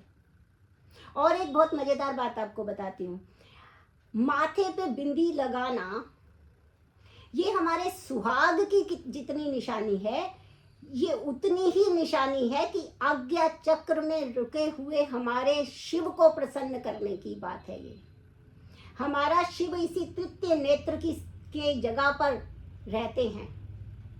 उस तृतीय नेत्र पर जब चंदन का टीका लगा दिया जाता है तो भगवान शिव जब अपने कूल माइंड में होते हैं तो सबसे ज्यादा कल्याणकारी होते हैं। वो कल्याण अवस्था में स्थित हैं। इस टीके को लगा के देखिए, बच्चा जो नहीं कहीं पे आपका चेहरे से देखकर वो आपकी तरफ अट्रैक्ट होकर लैक्टेशन ना करने लगे तो मेरा नाम बदल दीजिएगा। और ये 2 काम करके देखिए, अगर लैक्टेशन में आपके 1.5 गुना वृद्धि नहीं हो गई तो आप मेरे से फिर से पूछ लीजिएगा कि अब क्या करना है। स्नेह के साथ केवल ये छोटी छोटी 2 चीजें कर लीजिए, देखिए क्या होता है। ये बिंदी ऐसे नहीं है, ये चंदन का टीका जब लगता है मैं शांत रहती हूँ, मेरा शिव शांत रहता है और मेरा बच्चा जो अट्रैक्ट होता है उसको देखकर, उसका कोई और भगवा वाला ऑरेंज कलर मैं आपको बता रही हूँ, वो सबसे ज्यादा, अगर आप मॉडर्न वालों में भी देखेंगे कलर मेडिटेशन भी होती है एक, ठीक है। उत्साह भरने के लिए मेडिटेशन रूम का कलर कैसा होना चाहिए, भगवा, यानी सूर्य जब उग रहा होता है उसकी कांति जिस कलर की होती है उस कलर के कमरे में बिठाकर मेडिटेट करिए, आपका उत्साह शक्ति बढ़ेगी। ये उत्साह मैंने अपने माथे पे लगा लिया। ये उत्साह देखिए बच्चा कितना उत्साहित है आपसे मिलने के लिए, उस दूध को पीने के लिए, और आप कितने उत्साहित है उस दूध को पिलाने के लिए। आप करके देखिए, आप करके देखिए। फिर अगर नहीं कुछ इफेक्ट आया तो आप मुझसे बात कीजिएगा, ठीक है। क्योंकि ये जो कुछ भी मैं बोल रही हूँ इसमें मेरा कुछ भी नहीं है, मैं बिल्कुल भी ऑथेंटिक पर्सन नहीं हूँ। मैं एक्सेप्ट करती हूँ, मैं जो भी बोल रही हूँ वो वैदिक बोल रही हूँ, और वेद से प्योर नॉलेज इस संसार में उपलब्ध नहीं है, ना थी, ना है, ना हो सकती है। मैं केवल वेदों के वाक्यों को यहाँ पर आपको केवल बोल के सुना रही हूँ। इसलिए आप ये ना समझिए कि निशी अरोड़ा ने बोला है, मैंने कुछ नहीं बोला है। मैंने केवल तोते की तरह वहां से पढ़ के यहाँ सुना दिया है, दैट्स इट। मेरा रोल नहीं है, मेरी कोई विद्वता नहीं है, मेरा कुछ भी नहीं है इस पूरे में। ये मैं आपसे विनम्रता पूर्वक कहना चाहती हूँ। तो पालक ऐसा हो, ठीक है। और फिर पालक कैसा हो, थोड़ा सा एक मेडिसिन भी है, जैसे शतावरी है, ये बहुत अच्छा रसायन है फीमेल के लिए, लैक्टेशन में बहुत हेल्प करता है, कैल्शियम को एकदम पूरा करता है, सौंदर्य को बढ़ाने वाला होता है, बच्चे का कंप्लेक्शन भी क्लियर करने वाला होता है। देखो सबको लगता है, वैसे काले गोरे का भेद हमारे देश में है नहीं, लेकिन मैं पंजाबी हूँ तो मुझे पक्का पता है, पंजाबी में बताइए कि कुड़ी तो काली है, तो गोरी नहीं अभी, बच्चा तो काला जमया। ओ भाई काला गोरा नहीं है, बच्चा है, ठीक है ना। होता है पंजाबी में, कोई पंजाबी हो तो बुरा मत मानिएगा, मैं खुद पंजाबी, मैंने देखा है। हम कहते तो हैं काले घोरे का भेद नहीं, हर दिल से हमारा नाता है, सिर्फ गाने की बातें हैं, मालूम है समाज में क्या होता है। शतावरी दीजिए, शतावरी खाइए, बच्चा वो दूध पी के गोरा गोरा हो जाएगा, क्लियर हो जाएगा, क्लीन हो जाएगा, स्वस्थ हो जाएगा। मैंने बोला सौंदर्य की परिभाषा है स्वस्थ रहना, काला गोरा नहीं होता, सच में नहीं होता, क्योंकि कृष्ण हमारे काले हैं, राम भी हमारे काले हैं, पर उनसे बड़े कोई जो है महान आत्मा यहाँ और दिखाई नहीं देती। कृष्ण काले हैं मगर सर्वाकर्षक हैं, इसलिए कृष्ण कहलाए। तो काले गोरे का भेद होता तो कृष्णाष्टमी भगवान की नहीं होती, है कि नहीं। इसलिए काले गोरे का भेद तो नहीं, पर स्वस्थ रहने में शतावरी बहुत अच्छा काम करती है। तो पालक होने के साथ साथ उसको तारक भी होना है, ठीक है। पालक तारक भी होना है। थोड़ा सा टाइम छोड़ भी दूंगी ताकि आप लोग भी कुछ उसमें अपना इनपुट देना चाहें, कुछ और पूछना चाहें तो पूछ सकें। तो क्योंकि वन साइडेड मेरे को लगता है सब बोर भी हो रहे होंगे, तो पहले ही बता दीजिएगा तो मैं पहले से बंद कर दूंगी उसको। तो कोई स्वतंत्र है सब लोग, यानी बताने रोकने के लिए भी स्वतंत्र है सब। तो अब इसमें आता है कि तारक। तारक का मतलब ये है कि हम बच्चे को जो शेप देनी है, क्योंकि उसको सबसे पहले ये बताना है, ये समझाना है कि माँ बाप तो, पेरेंट्स तो आप जो कहोगे मान लेंगे, क्योंकि आप उनके अंश हैं। आप कह दोगे कि आपने मुझे डांटा तो मैं पंखा ढूंढूंगा, उस पर लटक जाऊंगा। आजकल ये होता है, माँ बाप डांटने से डरते हैं। डांट दिया, बच्चा बुरा मान गया, भाग गया घर से, लटक गया, तो क्या होगा? तो आजकल पेरेंट्स कौन सी मुद्रा में है? सरेंडर। अपने सारे अस्त्र शस्त्र नीचे जमीन पर रख के दोनों हाथ ऊपर खड़े, भाई सरेंडर, जो तू कहेगा वही करेंगे, पर तू पंखे की तरफ मत देखना, ये भाग के जाना भी मत, है ना? तो पेरेंट्स की तो बेचारों की बड़ी दुर्गति हो गई, वो हाथ बांध के खड़े हैं। लेकिन उस बच्चे को ये बताना है कि माँ तो हाथ बांध के खड़ी है, पिताजी भी हाथ बांध के खड़े हैं, हो सकता है भाई बहन भी थोड़े खड़े हो जाएं, लेकिन जीवन, आजीवन जिसे लाइफ कहते हैं, वो बड़ी क्रूअल है। वो जैसी आती है वैसी स्वीकार करनी पड़ती है।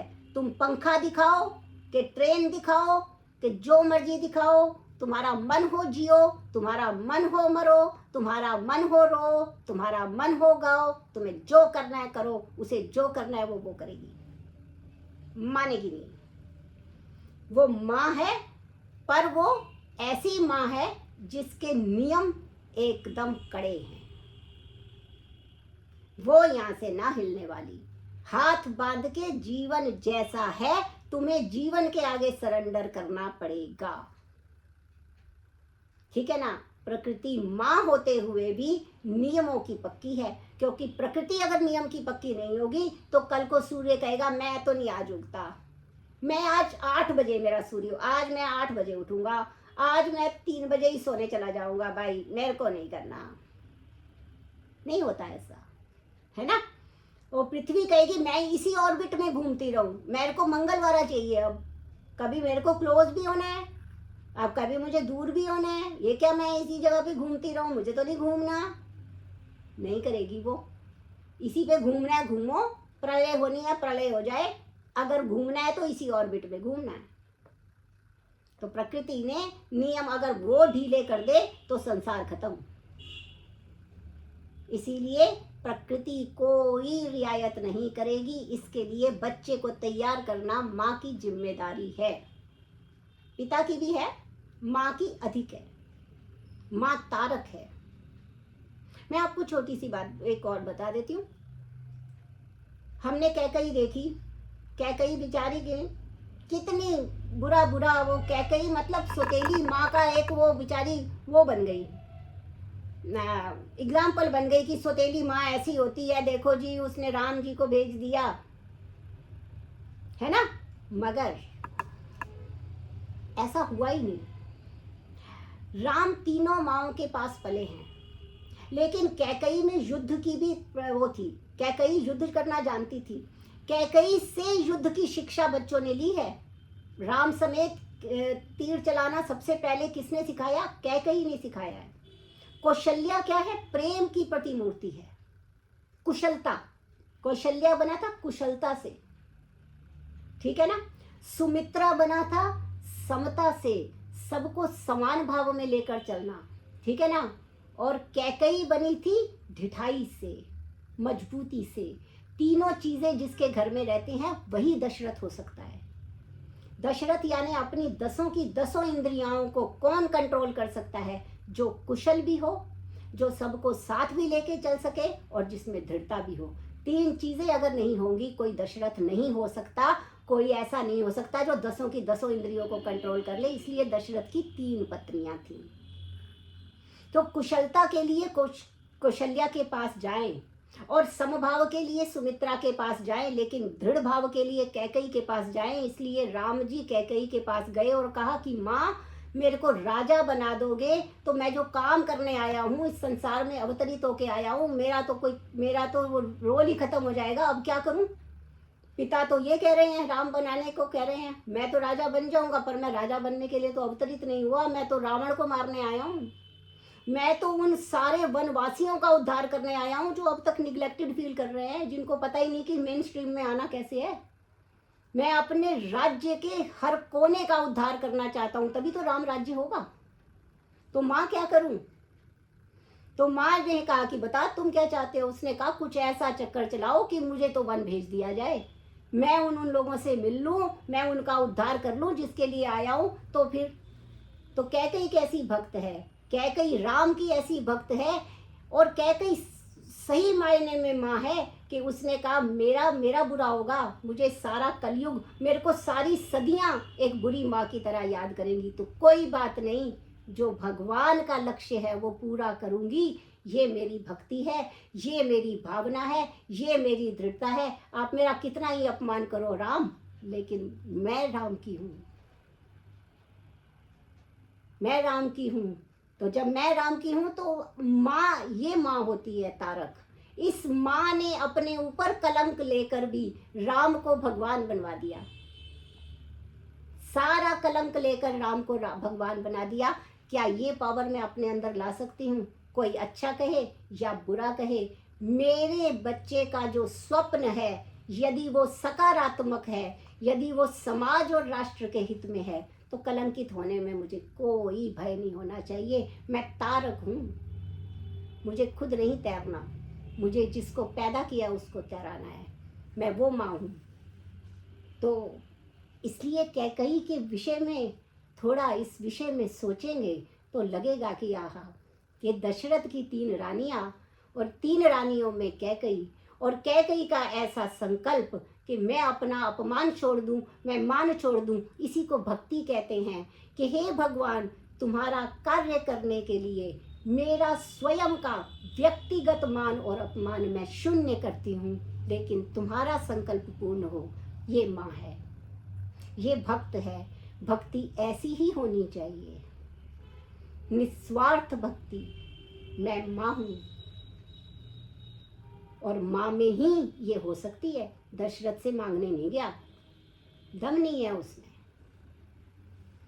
दशरथ तो उसे वन में भेज के स्वर्ग सिधार गए, दम नहीं है।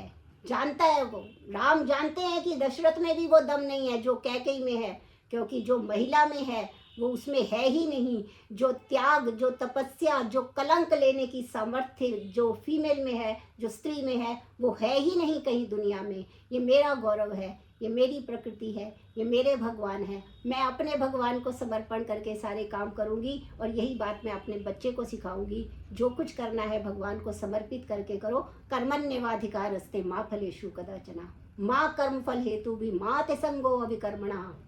काम को रोकना नहीं, समर्पित कर दो। एक दिन ऐसा आएगा भगवान तुम्हें स्वीकार कर लेंगे। बस तुम्हारा निस्तार हो गया, भवसागर से पार हो गए। तो सदाचार सिखाना, दिशा दिखाना, शिक्षा देना, ये सारा कार्य मातृका है। तो माँ और आयुर्वेद जो है, इस प्रकार से मैंने आपको अपनी ओर से काफ़ी संक्षेप करते हुए, समय सीमा को ध्यान में रखते हुए करने का प्रयास किया। और बहुत बहुत धन्यवाद, और एक बार फिर सबको वसंत पंचमी की बहुत बहुत बहुत बधाई देती हूँ।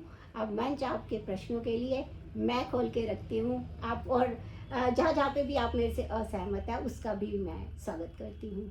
नमस्ते।